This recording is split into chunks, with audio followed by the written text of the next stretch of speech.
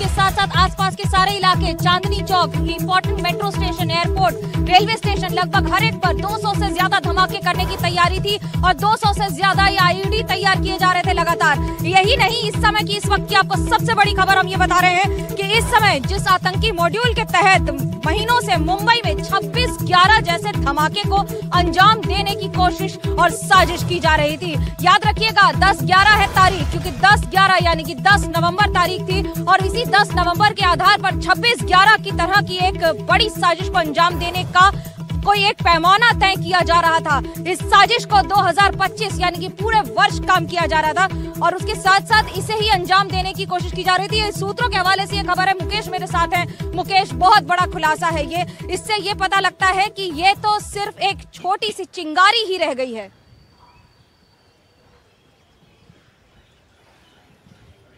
देखिए, बिल्कुल ये तो एक छोटी सी घटना थी, लेकिन जो जानकारी मिली है खुफिया एजेंसियों से, बहुत बड़ी जानकारी मिली है कि ये जो आतंकी थे ये 26/11 की तर्ज पर दिल्ली और एनसीआर को दहलाने की फिराक में थे और इसकी प्लानिंग जनवरी 2025 से चल रही थी।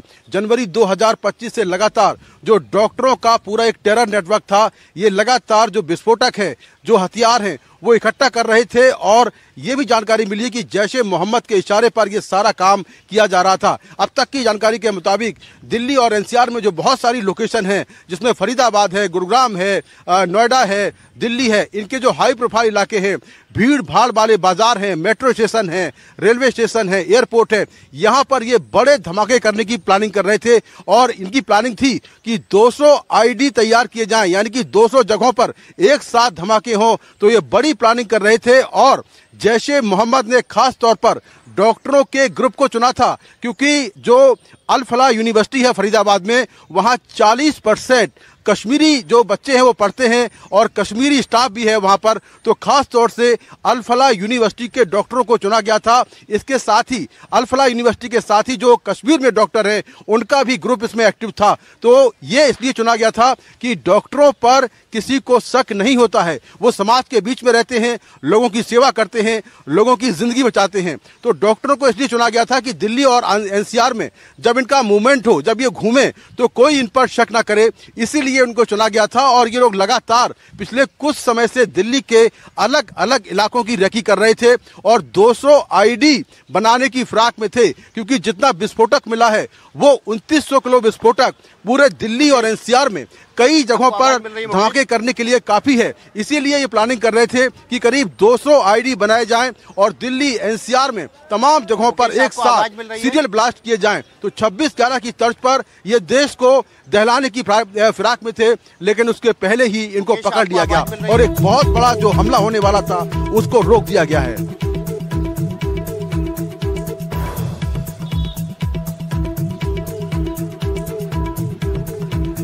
मुकेश, आपको आवाज मिल रही है? जी, आवाज मिल रही, आ रही है जी।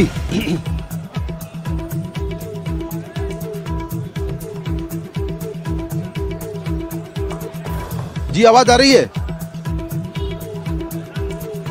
मुकेश, एक बड़ा सवाल यह है कि अगर 26/11 के आतंकी हमले की तरह ही दिल्ली और उसके आसपास के इलाके को टारगेट करके एक आतंकी हमला करना चाहते थे, लाल किले की भी रेकी की थी उमर ने और डॉक्टर मुजब्बिल ने, तो फिर ये उन्होंने इस प्लान को टाला क्यों? और वो 2 गाड़ियां जो उन्होंने और प्रोक्योर की थी इस गाड़ी के अलावा जिसमें ब्लास्ट हुआ परसों शाम को, वो गाड़ियों को क्या पुलिस अभी तक आइडेंटिफाई कर पाई है? कहाँ पर हैं, कहाँ छिपा के रखी हुई हैं, कहाँ पार्क हैं?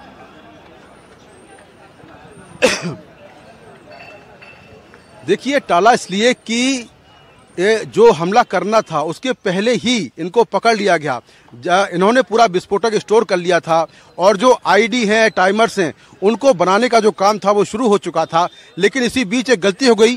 गलती ये हो गई कि 19 अक्टूबर को जो श्रीनगर है वहां पर आदिल ने जैश-ए मोहम्मद के पोस्टर कुछ जगहों पर लगाए और जब जे&के पुलिस ने उन पोस्टर्स को लगाने वाले को सीसीटीवी कैमरे में देखा तो फिर आदिल की पहचान हुई और आदिल पकड़ा गया। आदिल के पकड़े जाने के बाद ये पूरा जो नेटवर्क है वो ध्वस्त हो गया और फिर ये अपने मंसूबे में कामयाब नहीं हो पाए, क्योंकि जो विस्फोटक था, पूरा विस्फोटक जो है बरामद कर लिया गया, हथियार मिले और कई डॉक्टर गिरफ्तार हुए।